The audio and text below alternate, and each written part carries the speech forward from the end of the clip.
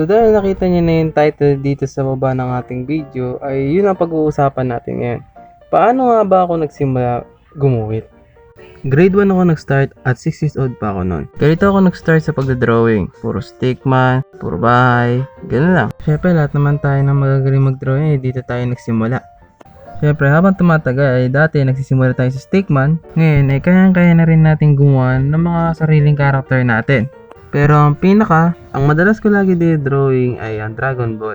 Si Goku, si Vegeta, lahat ng karakter sa Dragon Ball lagi ko drawing. Isa din kasi ako sa mga nag-aabang na maipalabas ng Dragon Ball tuwing alas 6 na umaga, at dahil naging kailigan ko na din ng Dragon Ball ay sinubukan ko sila kopyahin, at yun, puro Dragon Ball na yung mga nasa notebook ko at lagi akong napapagalitan ng teacher, syempre lalo na rin yung aking magulang. Pagdating naman sa digital arts, ang kuya ko ang nagturo sa akin. Isa din si Kuya James sa magaling mag-drawing. Nung nakita ko siya nagdodrawing sa digital ay nagpaturo na ako sa kanya ng mga basic. Ito yung una kong try sa paggawa ng digital art. At ito naman ang final ko sa pag-try sa paggamit ng digital art. Kaya sobrang thankful ako kay Kuya Jem dahil kung di dahil sa kanya ay malamang hindi na ako nag-animation dito. So yun, hanggang dito na natin video, at ang payo ko lang sa mga baguhan pa lang sa pagdodrawing ay ituloy nyo lang yan.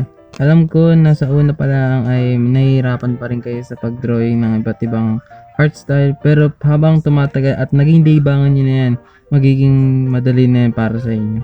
O maging mahusay pa kayo sa ibang mga sikat na artist. Yun. So yun lang guys, at salamat sa panonood, at huwag nyo kalimutan mag-subscribe. Abangan nyo ako sa next video, and yun, babush!